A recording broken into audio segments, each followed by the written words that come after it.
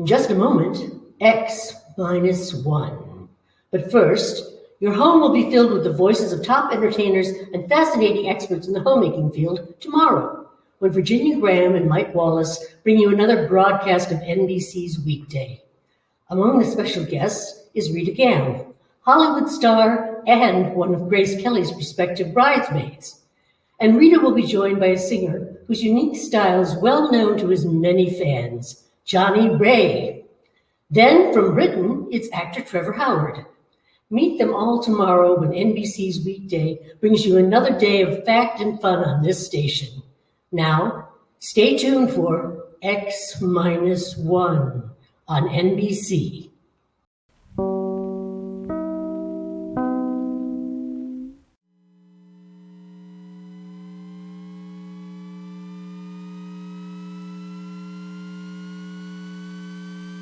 Countdown for blast off.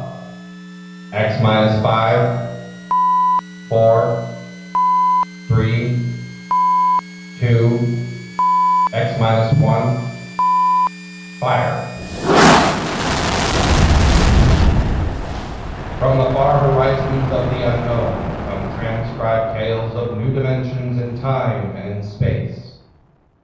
These are stories of the future. Adventures in which you'll live in a million could be years on 1,000 maybe worlds. The National Broadcasting Company, in cooperation with Galaxy Science Fiction Magazine, presents X minus 1. Tonight, a story by Frederick Pohl, Tunnel Under the World. On the morning of June 15th, Guy Burkhart woke up, screaming. Ah! It was more real than any dream he had ever had in his life. He could still hear and feel the sharp metal ripping explosion, that searing wave of heat. He sat up. Mary, where are you? Guy, what's wrong? You're trembling. Where were you? In the kitchen, cooking breakfast. What is it? I don't know. A dream, I guess. An explosion. Did you say an explosion? Yes. But that's the dream I had. What? I dreamed there was a big explosion and then something sort of hit me on the head. Holy smokes.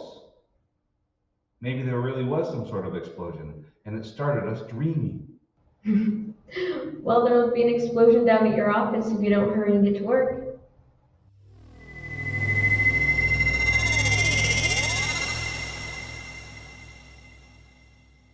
Coming in on the bus, Burkhart watched to see if there was any evidence of an explosion. There wasn't. If anything, the town looked better than ever. The only thing that seemed strange to him was the fact that none of the usual crowd was on the bus.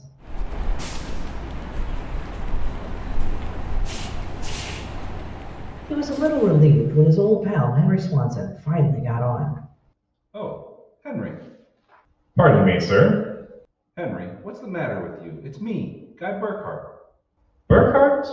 Sorry, I don't believe we've met. What? Henry, for Pete's sake, it's me. If you'll excuse me, this is my stop. Well, I'll be. How do you like that?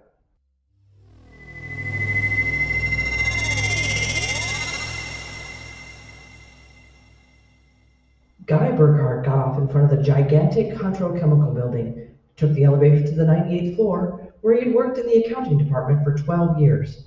It wasn't until he was almost at his floor that he realized the speaker was not playing the usual commercials.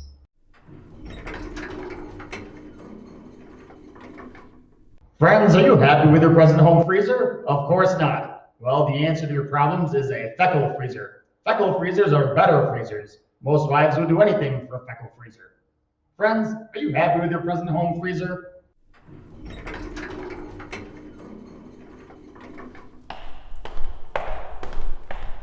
Morning, Miss Horn. Good morning, Mr. Burkhart. Well, new hairdo I see, huh? Oh, why yes, do you like it? Makes a lot of difference in your appearance. Mr. Barth in? No, sir. He had an appointment with Mr. Dorshin of the Human Research Institute. Today? But today's the 15th of June. He has to sign the quarterly statement. He said he wouldn't be in. Huh, that's mighty peculiar. Yes, sir. Oh, by the way, Miss Horn, what the devil is a feckle freezer? A feckle freezer? There's some new copy on the elevator commercial. Dorshin must have landed another account. Feckle freezers. I really don't know, Mr. Burkhardt. Huh. It's a funny day.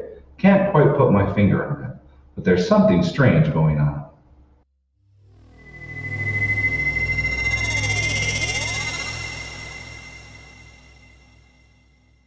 He couldn't shake the thought out of his mind. It persisted all through the day and through dinner.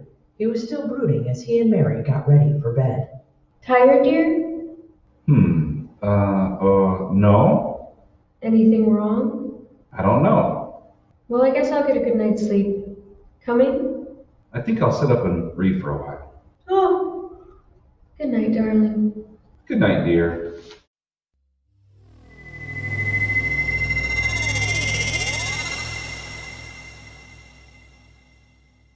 At exactly midnight, Guy Burkhardt lapsed into a sudden deep sleep, and the following morning, he woke up screaming.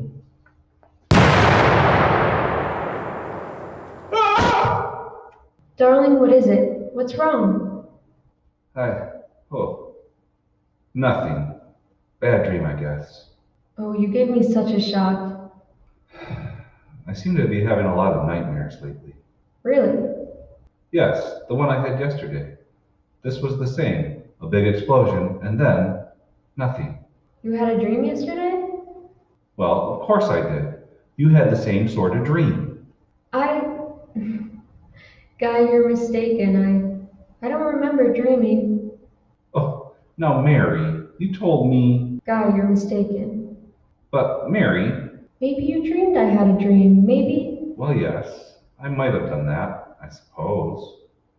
Everything did seem sort of strange yesterday. That's probably it. You better get dressed, dear. Today's the 15th. That's when the quarterly... 15th? Yes? Well, then it must have been a dream, because yesterday was the 15th.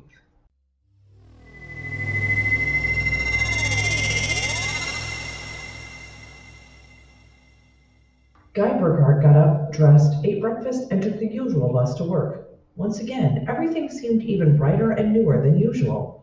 And once again, he was puzzled when he noticed none of the old crowd was on the bus.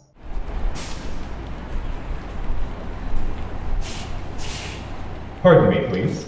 Well, look, don't shove, Oh, morning, Henry. Morning. For God's sake, don't talk to me. Well, what is it? You being followed or something? You don't know? I'm sure you remembered. Remembered what? I can't talk. This is my stop. Will you excuse me, please? Well, Henry, for Pete's sake.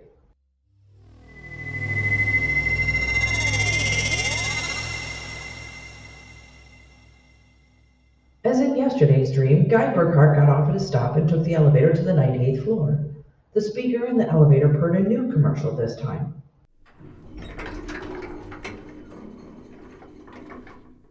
Marlin cigarettes. They're sanitized. Does your present cigarette make your throat feel raspy and unpleasant? Marlin cigarettes contain a miraculous new drug which actually gives you the sensation of smooth, creamy smoke. Marlin cigarettes. Marlin cigarettes. He walked down the marble corridor to his office.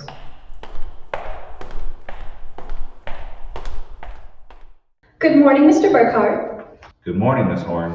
You like my new hairdo? Yes. Mr. Barth in? No, sir. He had an appointment with Mr. Dorshin at the Research Institute. I know. You know. Well, I guessed it anyway. And today's the 15th of June, and he won't be here to sign the quarterly statement. And I'm going nuts. Let me have a cigarette, will you? Yes, sir. Try one of these. They're Marlins.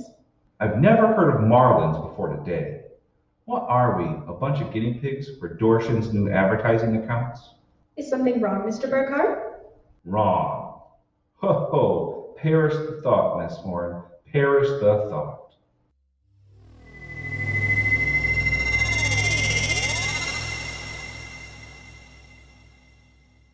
He went to his desk and stared at the mail. Before he opened it, he knew that the factory distributor's envelope contained an order for 12 new electronic computers.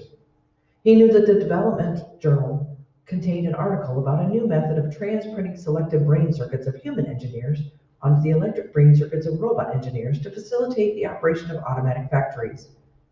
He knew that there was a complaint from Feinbeck and Sons about the Contro Chemical's newest household robot circuit.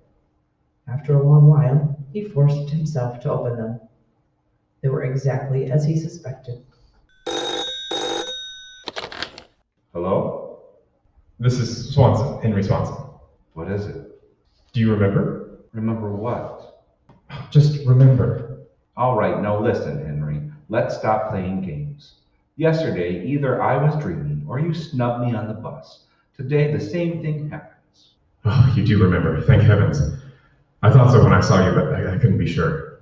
Now, what is it that you want?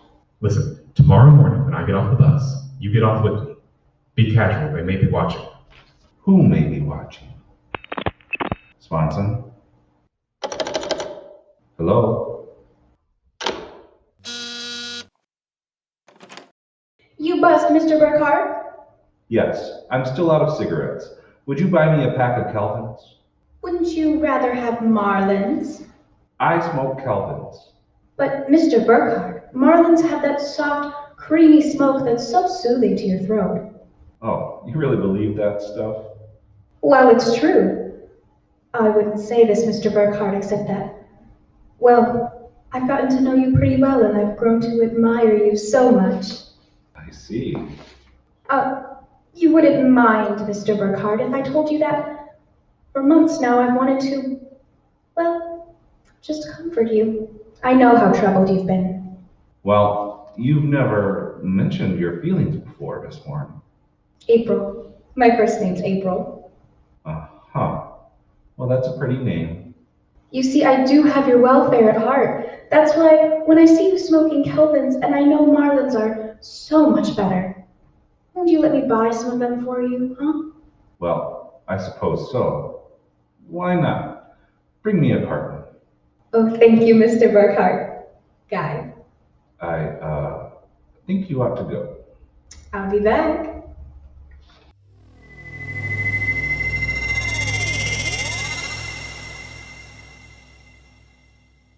There was something wrong, something definitely peculiar about what was happening. The call from Henry Swanson, the strange behavior of his secretary, Miss Horn, these new products, the dream. Guy Burkhart went home that night feeling like a man in a nightmare. That you, dear? It's me. Did you have a good day? Fair. Oh, before you sit down, will you go down into the cellar and put in a new fuse? The switch in the hall closet blew out. I shut it off. Okay. Supper will be ready in a minute, so don't start fooling around with that old boat hole you've been building. I won't.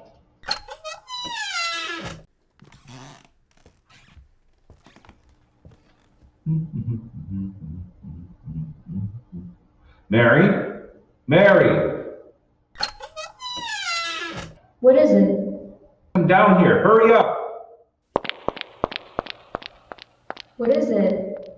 Don't know. I'm not sure. I was looking for a fuse and thought maybe I dropped one under the boat hall, so I scratched around. Look. Let me put the flashlight on it. Well? Look at the floor. Well, what about the floor? It's supposed to be cement. Well? Well, it's copper. There's a thin layer of cement, but underneath it's metal. Look here. Underneath the concrete, more metal. And here, on the wall. You see? Metal. Metal under the floor, behind the walls, every place. Well, I don't really understand. Mary, I know this sounds crazy, but somebody, for reasons I can't begin to guess, has taken this house and replaced it with a clever imitation. Guy! Honey, I'm going to look around a little more. Well, your dinner will be ready. All right, save it for me. There are a couple of things I have to figure out.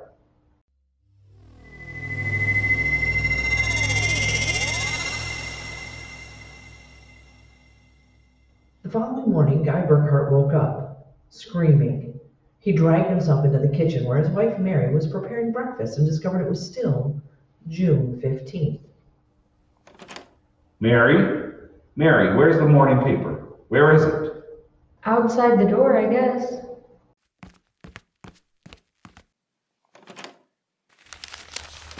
Aha, June 15th. You better hurry, dear. Today's the day Mr. Barth fills out the quarterly tax return. Oh, no, it isn't. What? He won't be there. He'll be at a meeting with that crackpot Dorshin at the Human Research Institute. Mr. Dorshin? He'll be there, and Miss Horn will have a new hairdo, and the elevator will be selling some new product. And Swanson... What about Swanson? Swanson, he said, I wonder if it's going to be the same today, or whether... Guy, what in the world are you talking about? Huh. Oh, nothing. Never mind. Where's my coat? You haven't had any breakfast yet. I don't want to miss my bus. I'll see you tonight.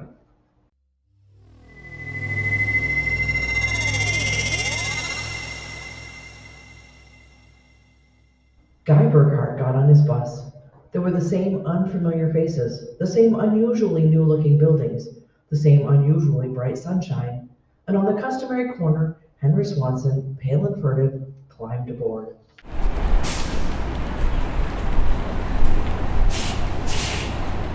Excuse me, sir. It's quite all right. Do you remember the phone call? Yes? Oh, thank heaven. Get off at the next corner and follow me. Where are you going? There's an excavation for a building about a block down. Make sure you're not followed. I'll go first.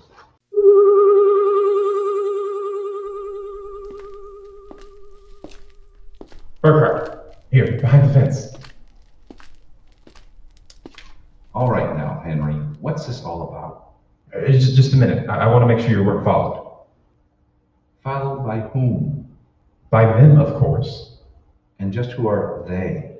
I'm not sure. At first, I thought perhaps they were Russians. Now I'm beginning to think they're Martians. No human could accomplish what they've accomplished. Now wait a minute. Start from the beginning, Henry. What's going on?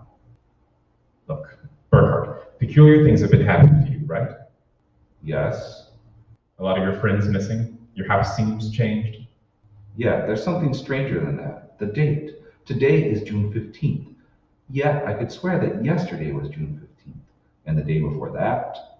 You got it, friend. It's always June 15th. And you and I are the only ones who know it. But why, Henry? How? I'm not sure. I think it was some sort of mass hypnosis or something. Well, why doesn't it work for us? My wife Mary doesn't remember a thing. Somehow, when it happened, they missed us. We were protected from the full force of the rays or whatever they used. Burkhart, where were you on the night of the 14th, about midnight? Let me see. That was Sunday night. Yes. Yeah, I was down in the cellar, under the boat I'm building. And I was in my darkroom developing some pictures. This just doesn't make any sense to me. Russians, Martians, what makes you think that? I've seen them. Where? At the end of the tunnel. What tunnel? The one they built under Tylertown. A tunnel under Tylertown? Yes, that's right. It's made out of copper or some alloy. Copper? Wait a minute. I found a copper layer under my cellar floor last night. So did I. That's how I discovered it. I found a way to get in, too. It's at the bottom of this excavation. Holy mackerel, Henry. Why don't we tell the police? Because we can't trust them. Even the police may be Martians in disguise. Oh, come on now. You're being melodramatic. Oh, am I? Well, you just have to come with me. Where? Into the tunnel. Here, I'll show you.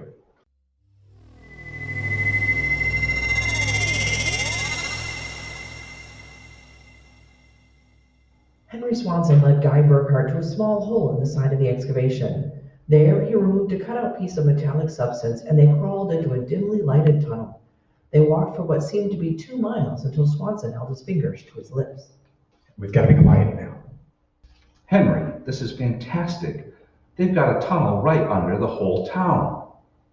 Oh, you haven't seen anything yet. There's a room a little farther down. We'll be able to look through a glass in the door. Is it safe? It's perfectly safe, unless one of them comes along. Come on. Okay. Here, now, Burkhart, look through this glass.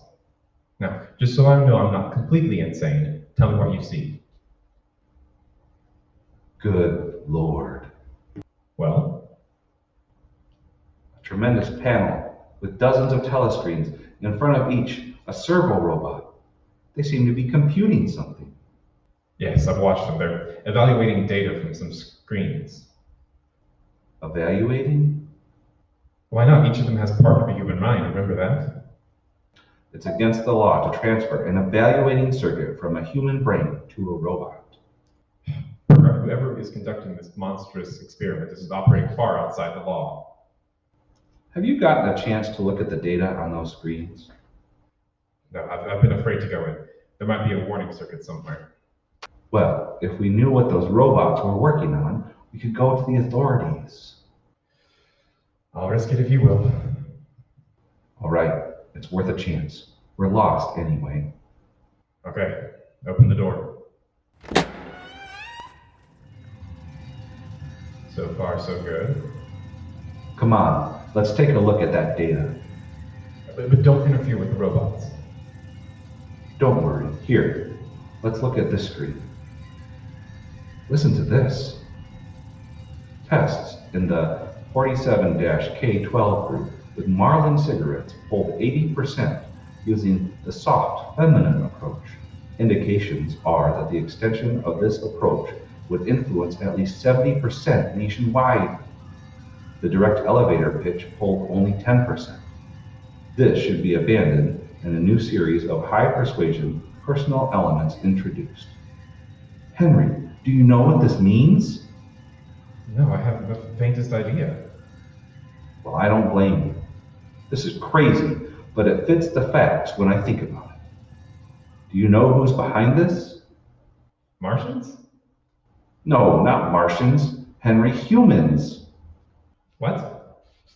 Humans who are interested in developing the perfect propaganda machine. What? I don't know who they are or how they've done it, but somehow they've taken Tylertown over. Hypnosis? Hypnosis, drugs, maybe some kind of ray or something. However they do it, what happens is that they let us live through a single day. During that day, they pour all kinds of suggestions and propaganda into us. At the end of that day, they evaluate the results, see how we've reacted. Then, at midnight, they wash the day out of our minds, and the next morning we start the same day over again with different stimuli. No, I can't believe that. I know it sounds ridiculous, but think of it. They can run the perfect test and on a whole community. Do you know what that means, Henry? Suppose one man learned how to influence people 100% of the time. Why, in a year, he could sell us anything from freezers to political candidates. Oh, wait a minute. We're guinea pigs, Henry. This whole community is one big test tube for Dorshan's propaganda research. Burkhart, what do we do? I don't know, but somehow we've got to get out of this town and get to the FBI. Do you think we can? It's worth a try. Come on. Wait, Huh? What is it? look through the door. There's someone coming down the tunnel. We've got to hide. Behind the circuit box. Shh. Good Lord, it's Dorshan, the head of the research institute. Shh, quiet.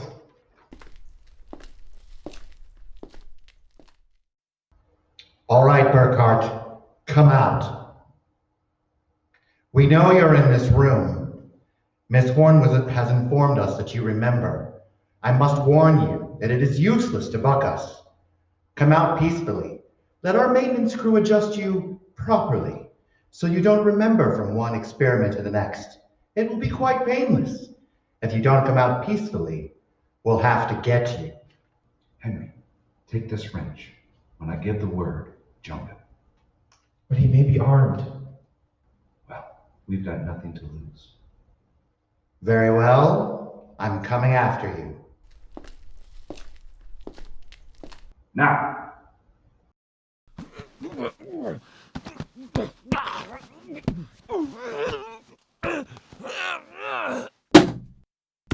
Burkhardt, I've killed him. No, wait. Get his coat unbuttoned. Maybe his heart's still beating. Henry, What is it? What's wrong? look, underneath his coat. Heaven help us. It's a robot, a humanoid robot, designed to look like Dorshin. Come on, let's get out of here. Wait! What's that? The loudspeaker. I told you it was useless, gentlemen. Who are you? Mr. Dorshin, naturally. The real Mr. Dorshin. What are you trying to do to us? Merely trying to prevent you from damaging my experiment, gentlemen. You can't get away with this, Dorshin. Sooner or later, somebody, the FBI or somebody, is going to get wind of this madness. Really, Burkhardt, you're quite naive. Now why not be reasonable and let the maintenance crews adjust you? And if I refuse, I suppose you'll kill me. That would be quite impossible. Oh? You see, Burkhardt, you're already dead. Dead? You're shocked. It's quite true. You and everyone else in this town were killed by a premature atomic blast at the Contrail chemical plant. The blast occurred at 7 a.m. on June 15th. That is the last thing imprinted on your minds. That's why you wake up screaming each morning. No, it isn't true. But it is. What I and my associates did was take the brain circuits from your dead bodies. We stored them in electrochemical batteries till we had a chance to rebuild the cities and begin our tests. Do you think I'd believe a fantastic tale like that? I imagine you find it incredible. Of course, we didn't rebuild everything exactly. After all, it only has to last for a single day, June 15th. At midnight, we turn off the power and wash out the memory of the day. You and your friend Swanson, unfortunately, have defective circuits. You remember. Burkhardt, it's no use. We're trapped. Give up. No, not me. What can we do? We can make a run for it. Down the tunnel. Come on. It's useless, Burkhardt. Keep going. It's useless. Useless.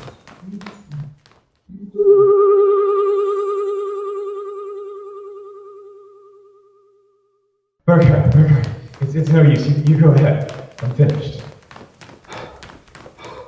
Look, we're almost to the end of the tunnel. I can see the door. Here, I'll help you. I can't. Just a little further. No. Now if this door's open. Yes, it opens. Oh, no! I don't believe it. Swanson, look.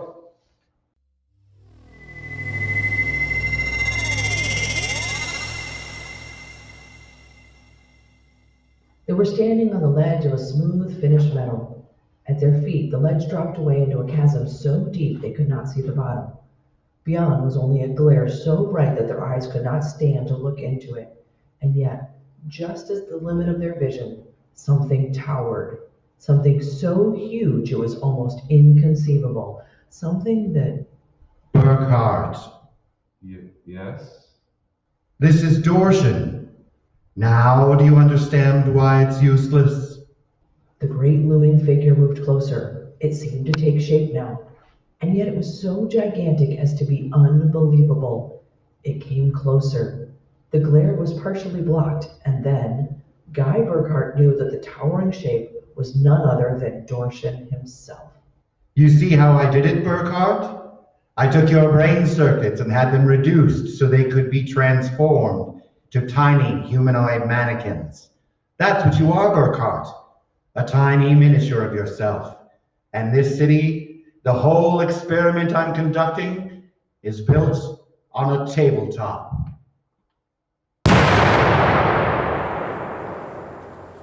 It was the morning of June 15th, and Guy Burkhardt woke up out of a dream.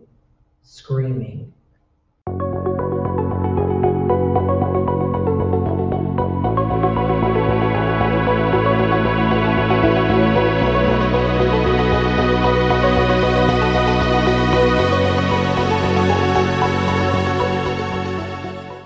You have just heard X-1, presented by the National Broadcasting Company in cooperation with Galaxy Science Fiction Magazine, which this month features another story by tonight's author, Frederick Cole. It's the second installment of his novel, Slave Ship, the story of a world engaged in the wildest of all possible non-wars, where the order of the day was even wilder still. Spare every animal and throw the men to the wars. Galaxy Magazine, on your newsstand today. Tonight, by transcription, X-1 has brought you The Tunnel Under the World, a story from the pages of Galaxy written by Frederick Cole, a former advertising executive who is now one of our leading science fiction writers. It was adapted for radio by George Lefferts.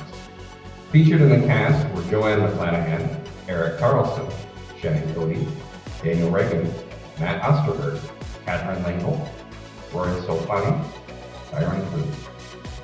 Your narrator was Jenny Ross. Your announcer, Kevin Evans. X-1 was directed by Kevin Evans and is an NBC Radio Network production.